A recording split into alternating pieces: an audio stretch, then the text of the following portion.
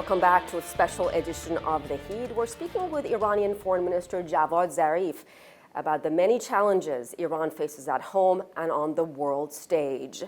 Mr. Zarif, let me move on to Israeli Prime Minister Netanyahu, one of the most vocal critics of this Iran nuclear agreement, one of the most vocal critics, I should say, of the Iranian government. He claims Iran is hiding a secret atomic warehouse in Tehran. Is Iran, not that you would tell us on international television if you were, but is Iran in fact hiding a secret atomic warehouse in the capital, Tehran? Netanyahu stands next to a nuclear weapon factory in Dimona and threatens Iran with annihilation.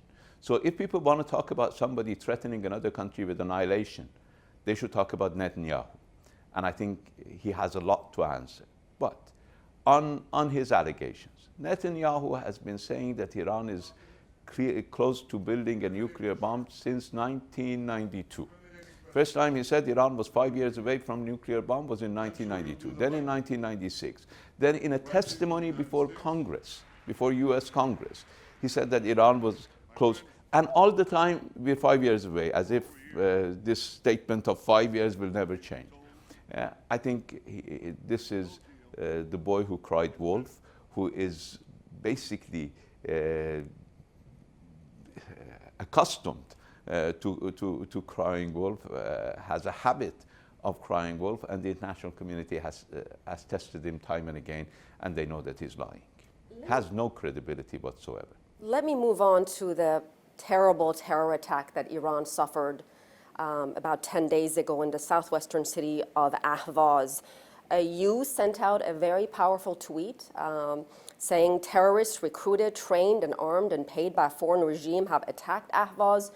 But then the latest news we're also getting, I want to get first your what you meant by that and who you're blaming. But then we understand Iran's Revolutionary Guards fired missiles into Syria. Who was being targeted? Who are you blaming for the deadly attack in Ahvaz? When the attack took place, which was a cowardly terrorist attack against innocent civilians, the group, a group that has been historically for almost 40 years, originally supported by Saddam Hussein, then supported by Saudi Arabia, claimed responsibility for the attack. So did ISIL, Daesh also claim? No. Not at that time. Okay. At that time, a separatist group, a terrorist group, claimed responsibility from a European capital, speaking on a TV network, operating from London with Saudi money. And they claimed responsibility, Al-Ahwazi. Then, after several hours, ISIS also claimed responsibility. Our intelligence is still operating. They hit the locations that are controlled by the terrorist groups, both Daesh as well as some elements of this group. In Syria? In Syria. And we will continue to look for the perpetrators of this cowardly act of terrorism. Let me move on to what's happening inside Iran.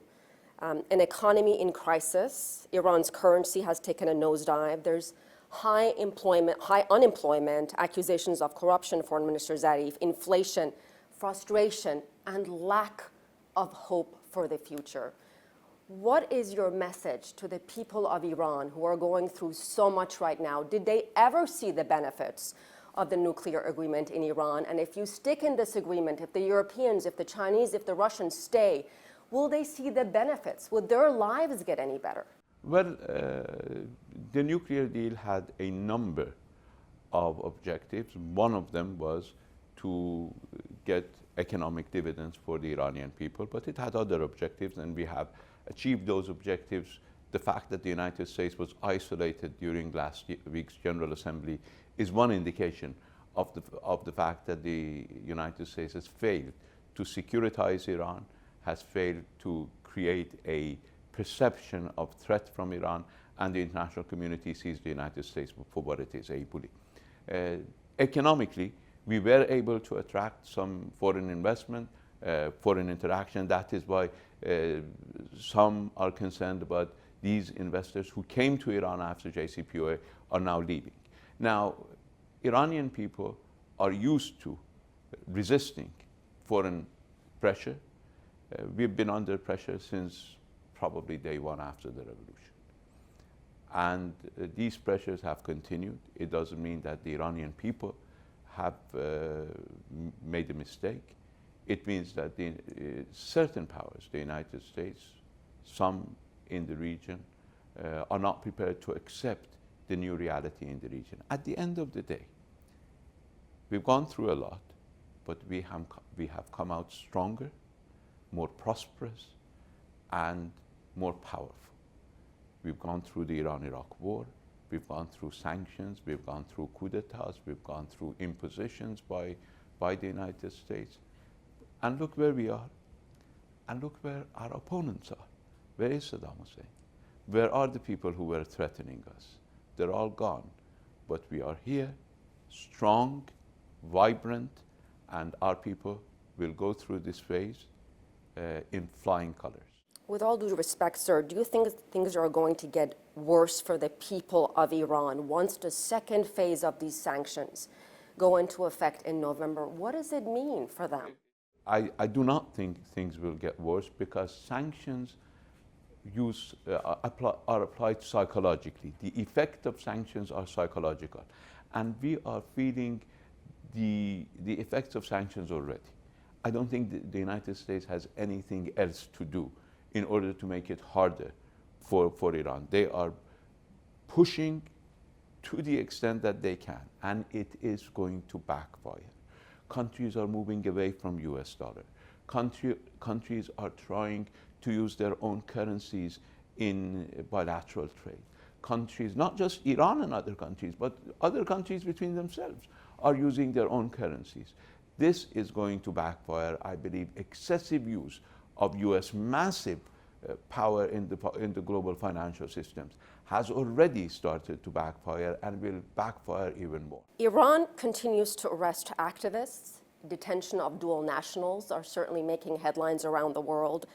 There's a Chinese-American academic from Princeton, Xiu Wang, who is serving a 10-year sentence, also environmental activists. British-Iranian national Nazanin Zaghari Ratcliffe. The list, sir, goes on and on. Are these detainees being used as a political pawn? Oh, of course not.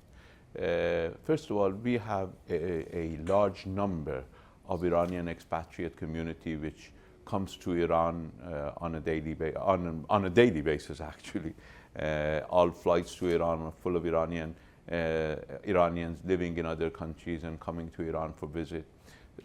Sometimes the judiciary and law enforcement officials take action against certain individuals for which the government is not responsible. The government does not control the judiciary. The judiciary is independent. We try on humanitarian grounds to intervene in all these cases in order to make sure that the people are treated humanely, but we cannot interfere in the judicial process. Our judiciary does not listen to the executive branch. They are, as they should be, independent. Whether we agree with all their decisions, of course not. But it doesn't mean that we have a say in their decisions. It's an independent branch of government. Let me move on to China's role. How instrumental has China been in trying to salvage the Iranian nuclear agreement, JCPOA, and will China continue to buy oil from Iran? And I mean, China is Iran's #1 oil customer. And China is Iran's #1 trading partner. And China is a very close friend of Iran. We have a comprehensive strategic partnership agreement with China. So, and that is based on the decision of the leaders of the two governments to engage. So we believe that our relations with China are strong. We have been assured by the Chinese officials that they intend to continue their economic dealings with Iran. They intend to continue the purchase of oil from Iran, and we hope that this is the case. What about areas of cooperation between Iran and China on the Belt and Road Initiative? Certainly trade between China and Iran date back 2,000 years to the ancient Silk Road? Well, Iran is an important transit route.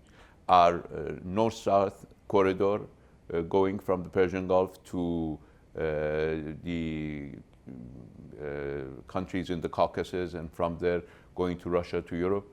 Also our southwest corridor going to the Black Sea from the Sea of Oman. These are all important aspects of important transit routes in the Sea and Belt Initiative, and we do cooperate very closely with China on the Sea and Belt Initiative.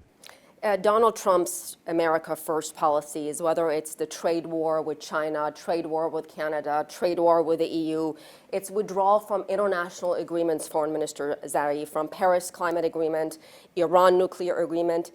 Is America, sir, in your opinion, and I think I know the answer to this, becoming more isolated? Is the global power shifting from the United States to China?